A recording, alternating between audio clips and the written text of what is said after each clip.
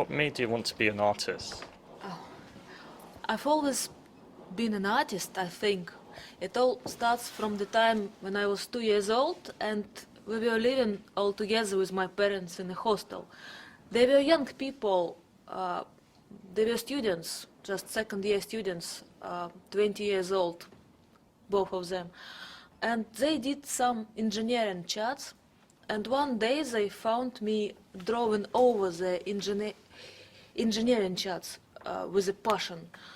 And obviously they put lots of effort to do it. It was before internet and all this digital stuff. And so they started to buy me paper and felty pens and pens to separate me from their charts. And that's how I started to do it, and I can't remember that I wanted to do anything else, really.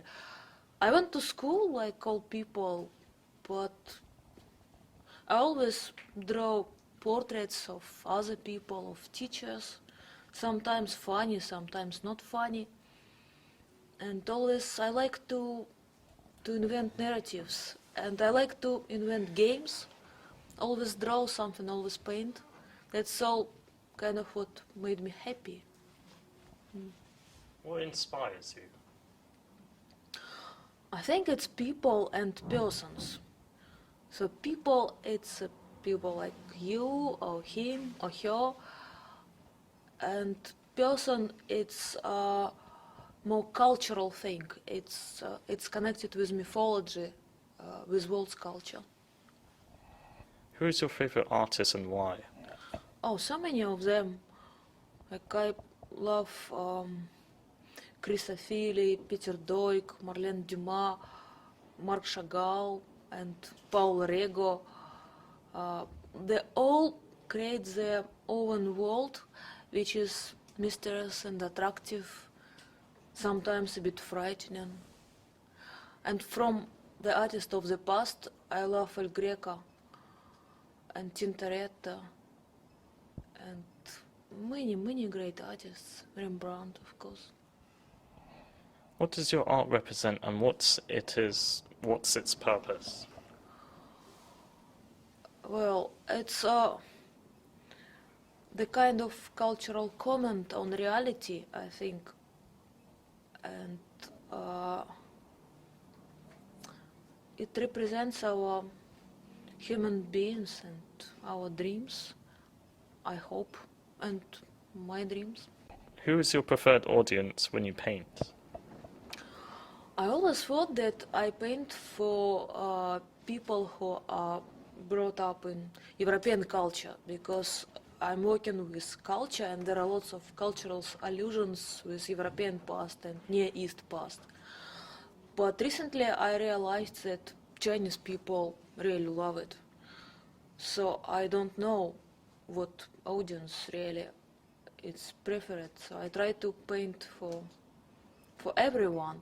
But there are also a division, because portraits, lots of people respond to it because it's recognizable. But compositions, it has some more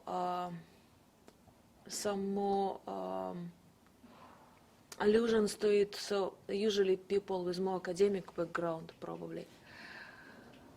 I think that portraits, they more touch emotions, and compositions, they more touch mind, probably. That's why. Not so emotional. What materials or tools did you use for drawing on the wall? For drawing on the wall, I took just A4 papers and did sketches with felty pen, and then after I linked it in Photoshop, I printed it all in Russia and brought it back as a vinyl banner. So it has a vinyl surface. And on top, I painted with enamel paints, because I have heard that they are weather resistant and they can go to the surface which is not very solid. And I mixed it with oils somewhere, because oils has more depth in portraits, I mean. But they can be mixed together because they're all oil-based. What made you want to paint about what happened in Grenfell? It was really unavoidable because the theme was connections, and Grenfell, it is the second disaster after Second World War. And this is what it's made is famous, worldwide famous. So obviously I depicted escaped monkeys and all these ghostly buses, but if I didn't depict Grenfell, it would be like trying to hide the elephant in the room. What is your most important artist tool? I believe it is brain. And second one, it's eye, and the third one is hand. And that's all the questions. Oh, thank you. Yep.